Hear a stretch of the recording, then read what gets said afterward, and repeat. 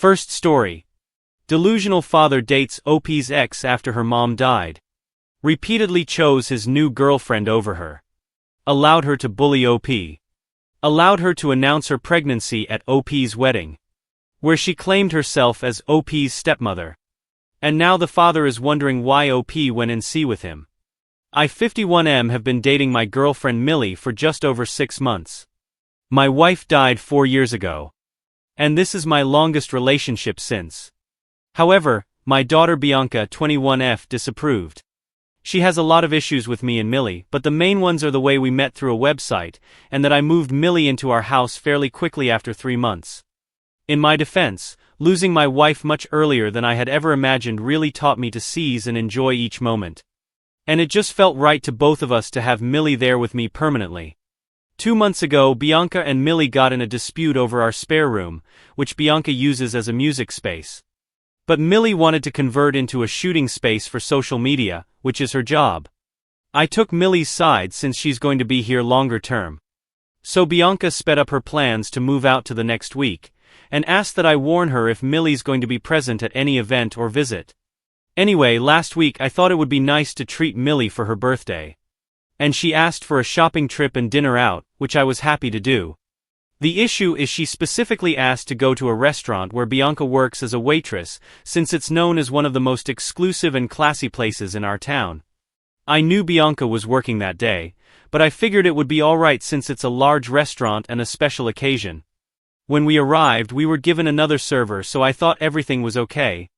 About 15 minutes later, Bianca walked out from the kitchen and immediately saw us sitting there, then walked straight back without even saying hi.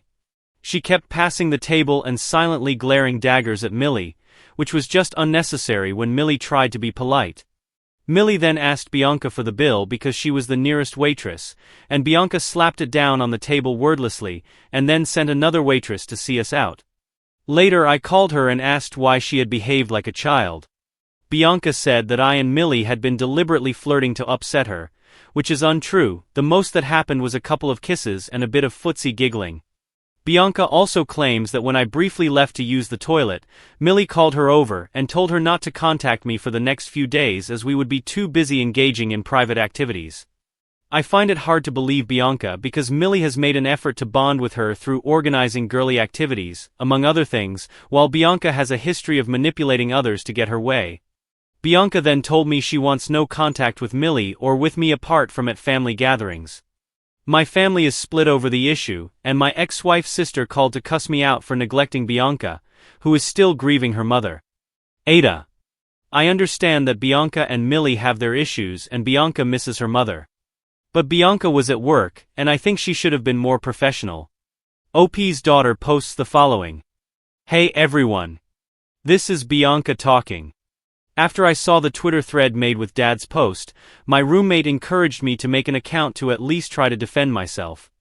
I hope at least some of you hear me out, and thank you to the very kind Twitter peeps who looking out for me appreciate it.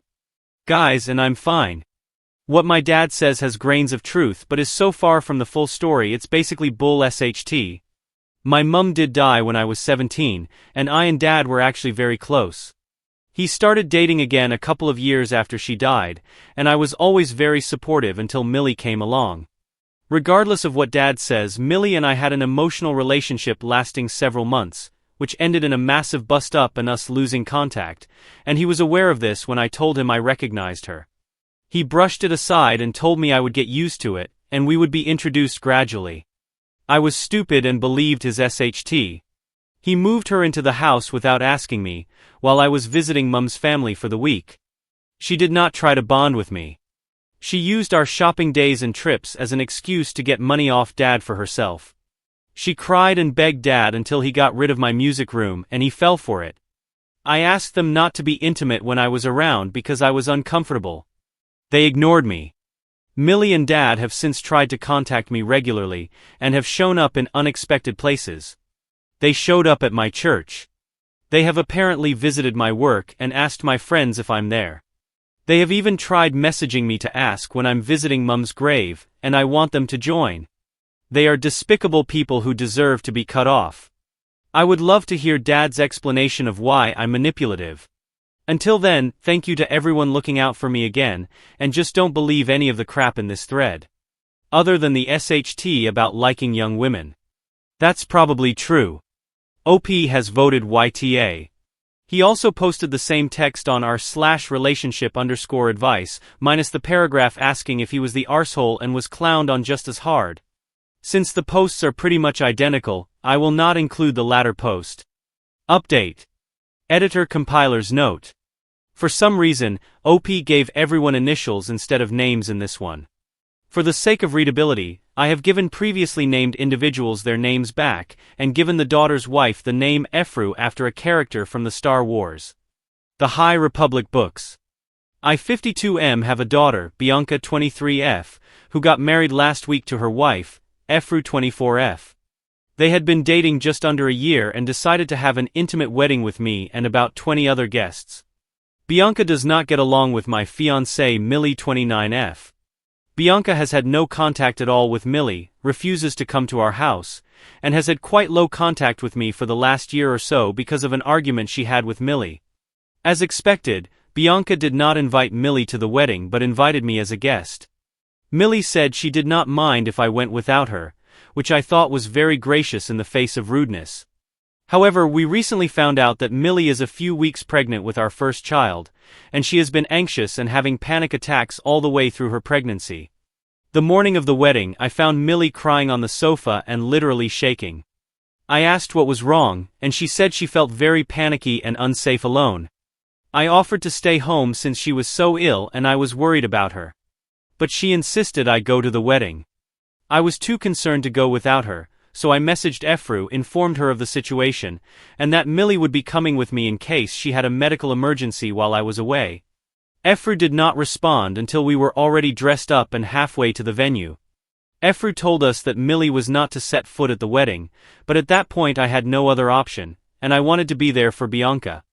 It did not go well. Bianca did not speak to me the whole way through the wedding and kept giving ugly looks to Millie. At the reception, there obviously wasn't a place set for Millie, and an extra chair had to be squeezed in Binecout. I cut some food and fed her off my own plate, so I did not think it was a big deal.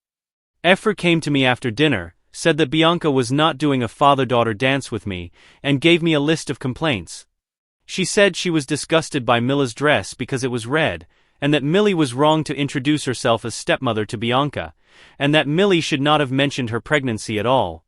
Millie only mentioned her pregnancy because she was offered a little cake, and cake makes her sick because of the pregnancy hormones.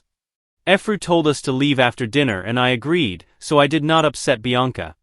However, when Millie stood up, her stomach cramped and she fell over. It only made a tiny scene, but I rushed her out, and we sat in another room for 20 minutes until she felt better. Efru's mother came in at that point, while I was just calming Millie down and made us get out. Since then, Efru and Millie's maternal family have been sending me angry messages about how rude we were, and Efru has told me they want no contact for the foreseeable future. I really meant well and I just wanted to make everyone happy. But AITA.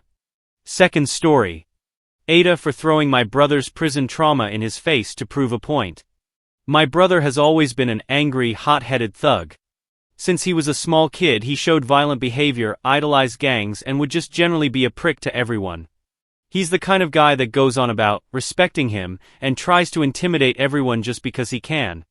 When he was a teenager, it escalated dramatically, and our parents tried whatever they could to fix it. He started using drugs when he was 16. By the time he was 19, he went to prison for 2 years. Prison changed him. After he got out, he was not the same guy. He flinched when you touched him. Slept with the lights on and added an extra lock to the door of his room when he stayed with my parents. He was broken. He eventually had a full-blown mental breakdown where he started talking about what happened. It was about as bad as you expected. His combative nature isolated him on day one and made him a target for all kinds of abuse his entire sentence. He's been in therapy for years. He's 32 now. He went back to school, met a nice woman, and is actually turning his life around. Our relationship isn't perfect, and it will never be fully healed. But he's trying to actually be a human being. The problem has been the last couple of months. You can see it on his face. The way he acts. He's slowly going back to his old ways. He acts aggressive around mom and dad. When he's out, he tries to pick fights again. The people he hangs around with are known violent felons and suspected dealers. He had a girlfriend for about a year. But she left him because he started frequently screaming, throwing things around their apartment and threatening to hurt her. It's obvious he's on drugs again.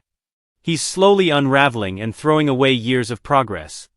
Our parents tried talking to him. Offered rehab. Offered for him to stay with them for some time. He flipped out at our parents, and after years of his crap, they simply walked away and blocked him for the time being. They spent years and countless dollars before and after his sentence to try and help him. They were done.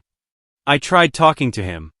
His place was a mess, and he had empty alcohol bottles and pill containers scattered around his place. He got hostile very quickly when I pointed out the obvious and threatened me. I snapped and brought up what he told us about his prison time and told him it would all be waiting for him again if he doesn't fix his SHT, and that this time his family won't be waiting to help clean up his mess. It shut him down super quickly, and he just curled up on the couch and weakly told me to leave. I felt terrible since I brought it up. But he is gladly throwing away years of progress for the same crap that got him in trouble in the first place. He knows what prison is like, and he's doing everything he can to go back there. He's spitting in the face of everyone who went to bat for him, chasing the same highs that almost destroyed his life. Comments mouse_1 times 10 to the power of 963 tough love tough for you having to say it to your brother, and tough for him being reminded of that time. NTAC still 5427 NTA you didn't say it to hurt, but in a desperate attempt to make him see where he's heading. I'm sorry as he's a grown adult, and I'm not sure what else you can do now. Judgment NTA update 2 days later last night my brother got high and trashed his apartment. He punched holes in the walls, destroyed furniture and busted windows. Utterly destroyed his place. He tried kicking a neighbor's door in and throwing rocks through their window. When they yelled they were calling the police and threatened to kill them. Police came. He tried fighting them and got his arse beat badly. They took him to the hospital. He calmed down for enough time to call me to the hospital. It was unintelligible. But I got the gist of it. And yes, I shouldn't have gone to see him. But by the time I got there he had lost his SHT again and was in 4-point restraints. He was screaming and practically feral. I couldn't even get any words in before I decided to leave. From what I can gather from the cops there I talked to, they found a ton of drugs. He assaulted a police officer, destroyed his apartment, and damaged a neighbor's front door and window. Threatened to kill the neighbor. Tried to escape arrest. Punched a nurse. And bit a tech. And to top it off he was already in trouble for sending death threats to his ex. So yeah, he's going back to prison for a much longer time. I'm done with him. Our parents are done. Everyone is done with him. And frankly, I'm very okay with that since I finally am free of the stress he brings. He didn't learn a damn thing. Comments trichosite. My mom went to prison for 4 years. When I was 5 my grandma adopted me because my dad was not fit. I was never mad. Always made my whole schedule around going to see her on visit days. Answering every single phone call. She got out and got back with my dad. 45 days later she had to finish her sentence. She got 10 years total but only had to serve 4. I will never forget jumping on my trampoline, being handed the phone, and hearing her tell me she got drunk and high. I stopped jumping and told her I am done. I grew up that day. So no, you're NTA. Some people never learn a thing. And they expect sympathy for having a pattern of horrible decisions. Benjamino 78. I'd ask for the family to get together and address how he is to be handled going forward. Make your wishes known and explicit. You'll want to address your NC with them as well, so they don't let on how to locate you or contact info should you happen to move. OP, that's not an issue. To clarify, the only person I'm going NC with is my brother. My parents and extended family are joining in going NC with him. Third story. Yesterday I went to a furry event with my boyfriend and I think now I got the ick. I feel bad for that. I didn't even know what a furry exactly was before I met him. We were together for literally 3 whole years until we moved in together. I found one of his furry outfits while I was helping him move his clothes into our apartment. At first, I thought that maybe at some point he had worked in children's shows or selling things in the subway in my country. It is normal to see people in costumes selling things.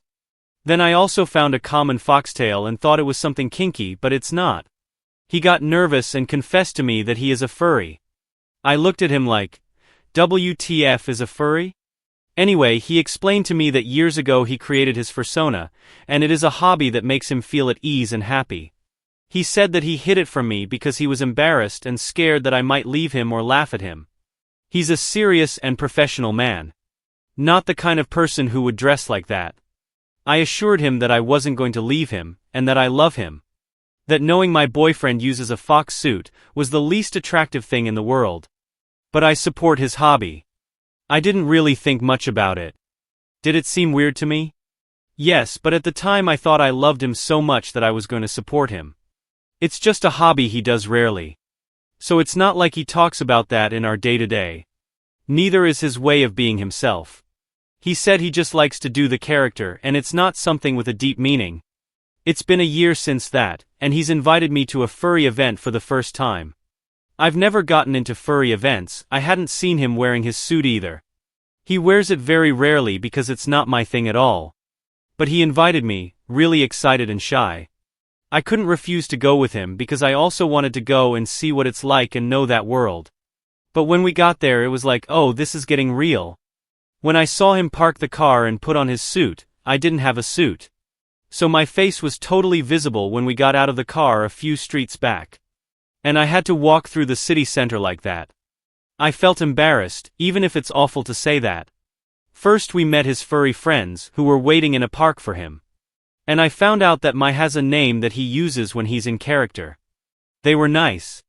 But no, it's not an everyday thing to see your boyfriend using a pet name, dressed as a fox and talking to other people who are also like that.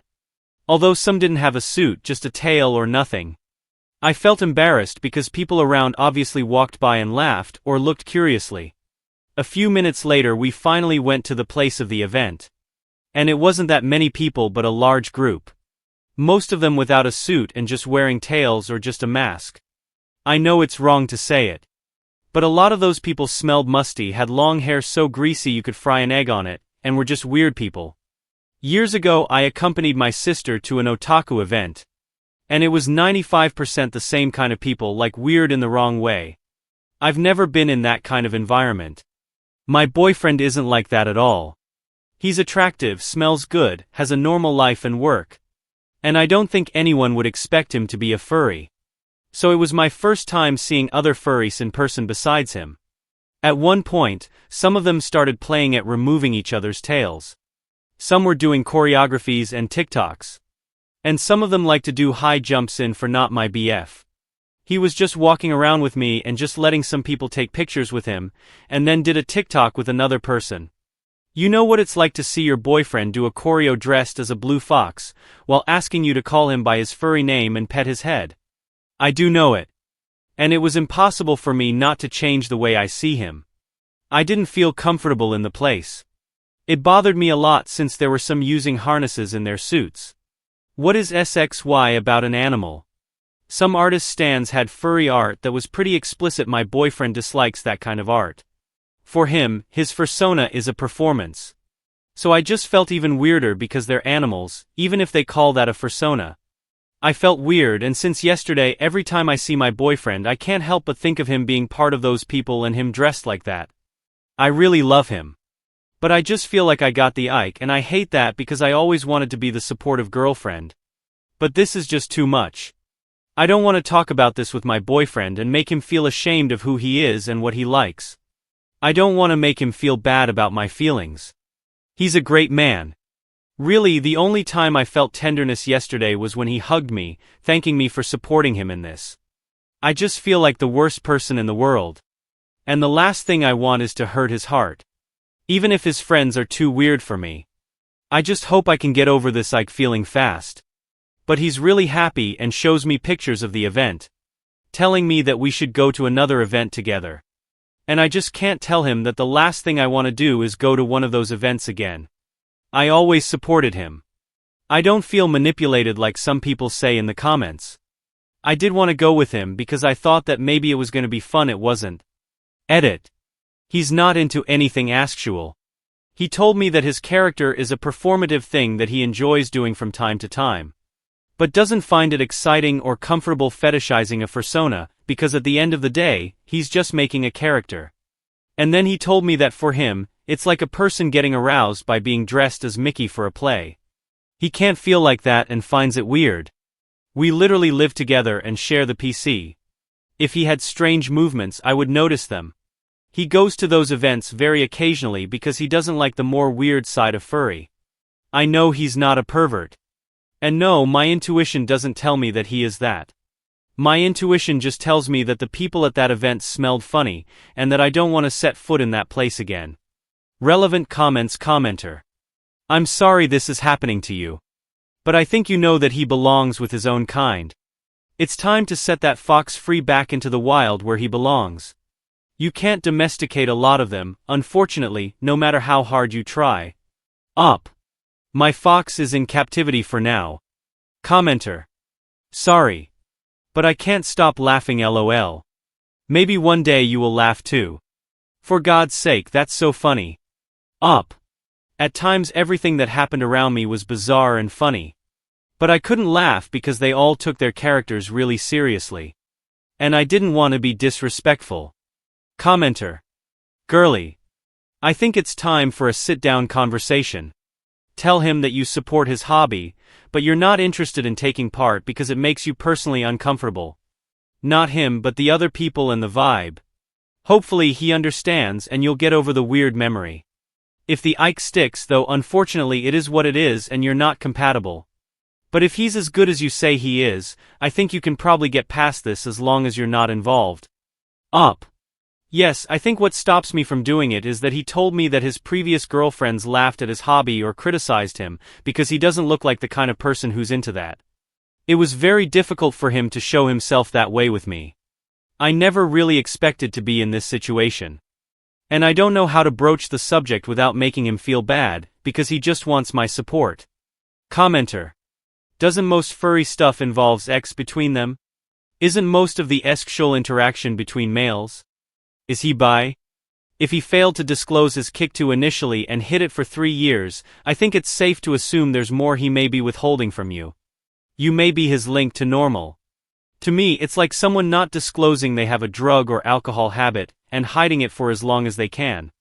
The chances of a relationship surviving long-term when one is an addict and the other isn't are very slim. Unfortunately, there are so many red flags related to your discovery of his suit, that I'd probably suggest you reconsider continuing the relationship. He's not going to suddenly stop fantasizing about being a furry, is he? He has also been lying to you for 3 years and is manipulating you while trying to convince you he's worth your time and distract you from some serious underlying issues he has despite deceiving you for so long. You're young, naive, and sound like a nice person who is honest. You deserve the same. Imo. Either that, or buy a suit and join in the furry fun. Up. I don't know about that. As far as I know, my boyfriend doesn't have a fetish with his suit and doesn't like that kind of thing. He's straight, and if he were to sleep with other people behind my back, I'd know because it's hard to ignore the fox suit in the closet. He's just got his character, as weird as it may seem to me, and just goes to these events once a year. Update. First of all, I never had any problem with him telling me after 3 years about this, and I said that in the first post. I always understood how afraid someone can feel to say who he is. Everyone has their secrets, and there's nothing wrong if you're not harming anyone with them. And after reading the comments people left on the post, I understand the fear that my boyfriend had. Some people even told me that he was grooming me. It's just disgusting, like if I couldn't defend myself. I didn't need to talk to my boyfriend because during the night, he sat down to talk to me and apologized. He showed me that one of his friends told him that the organizers of the event changed, and that's why there were people with NSW stuff. My boyfriend was also uncomfortable with that since the last time he went to that event. Those types of outfits were forbidden. He showed me pictures, and yes, the atmosphere and people look different. They found out too about it because some people started to complain about that in the IG of the event. It seems that there are public-friendly events and others that aren't like that. But the new people in charge of the event just changed a lot of things. I confessed to him that I didn't feel comfortable either, and he was surprised because after all I was smiling all the time and pretending that everything was fine, which is true. We talked a lot and he was very apologetic for how he behaved, saying he should have gone without the suit and should have shown me pictures of the place before we went.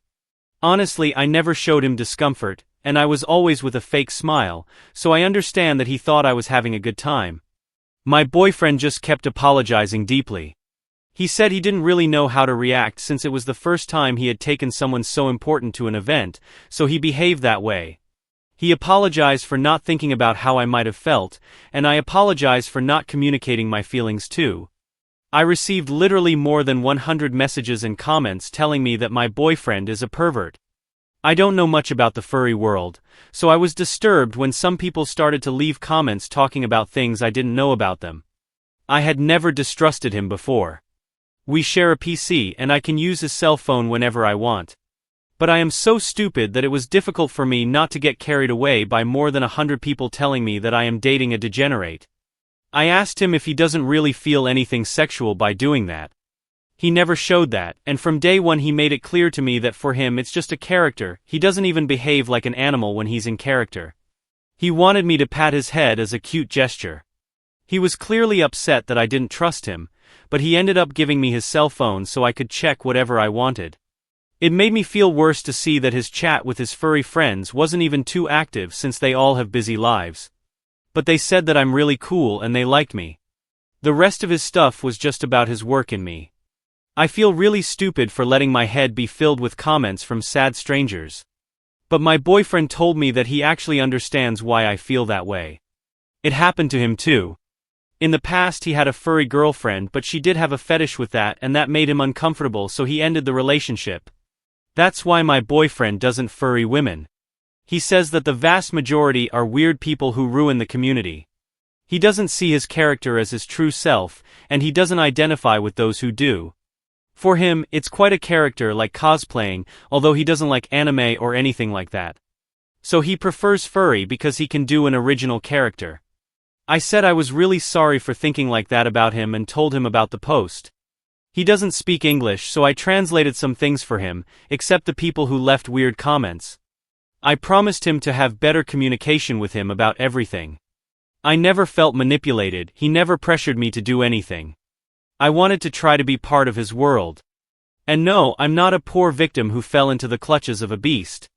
Some people are really weird trying to look for a villain in every post. Someone even said that my boyfriend was love-bombing me with pictures of the event to manipulate me, for God's sake. Stop making up new terms and touch some grass. I just said that my boyfriend showed me pictures of the event, because he was happy that I went with him. And all of a sudden he's Charles Manson. Do these people have loved ones? It's too weird. I'd rather embrace that eccentric side of him than ruin a cute relationship, just because I don't share his hobby. I really like going to raves and he doesn't. But there's nothing wrong with that. We will have separate hobbies. I want to make a good life with him. Far away from the furries with harnesses and the NSW art. And I learned my lesson of never posting again in these kinds of places. The last time I checked the post, one person got downvoted just because they said that we sound adorable. I guess that's the vibe in this app, haha. Thanks to the people who gave me good advice and were kind. Honestly, I stopped reading the post after a few comments. By the private messages I received. I know people really wanted an update about me leaving my boyfriend.